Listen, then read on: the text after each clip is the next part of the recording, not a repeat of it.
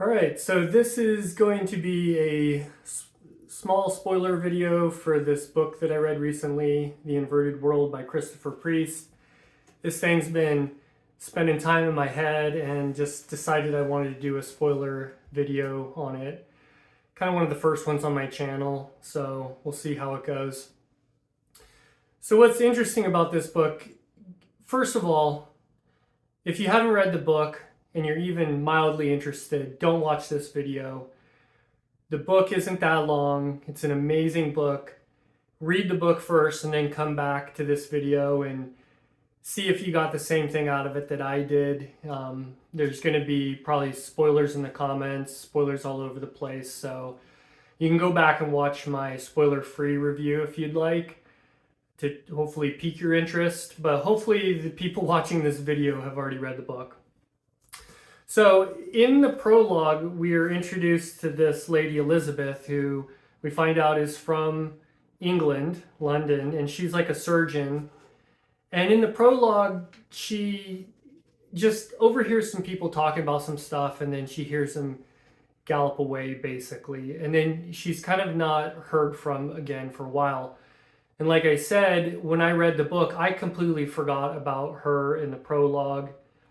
But later in the book, she's reintroduced because I think the prologue kind of makes a case that she was intrigued or interested in these people that came to this town.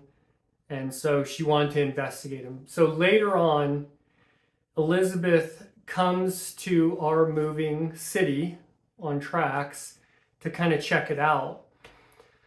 Then she's really confused by everything. She ends up leaving, going back to London. She does a bunch of research and she comes back to find them right about the time, like in the book, they traveled from China and all the way through Spain and Portugal, and they hit the Atlantic Ocean. They have nowhere else to go. And that's kind of like, at the end of the book, they're kind of like, what do? Do we try to build tracks across this big river, the Atlantic Ocean, or do we turn this city into a boat and float across? They're trying to figure it out. She catches up with them back then, right about that time. And like I said in the book too, this is where the big info dump comes. So she had went to London, she did all this research, she comes back, she finds them. The town is having this like internal debate on their own about what to do. And then she gets her time on the soapbox to give her speech. And she basically breaks down that, 200 years ago, the world was already kind of in a energy crisis, and fossil fuels were getting burned up, and the world was looking for some other options. So this guy, D'Estaing, he found these generators. When you put them together, it created all this energy. The problem was it took more energy to run the two generators than what they produced. Then they found a natural occurring generation point in China, and they went down there to investigate and experiment with it. So basically it sounded like they just needed one side of the generator, and then the earth was kind of the other side of the generator, and in between it was creating all this free energy. And they're like, wow, this works. She said when he went there to finally investigate this, D'Estaing was never heard from again. So this point was moving across the globe, and here our little band of people 200 years later have moved all the way from China across to the coast of Portugal, where they kind of have nowhere left to go.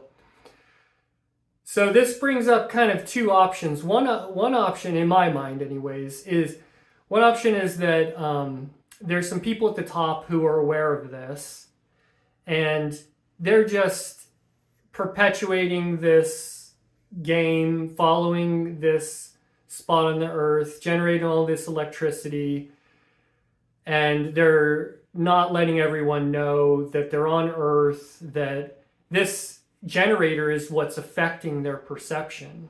They're really, they're on Earth. The act of this generation changes their perception to where they feel like the earth and the sun is this like these infinite parabolas.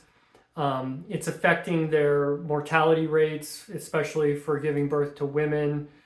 You know, all of that's coming from living near this generator for so long.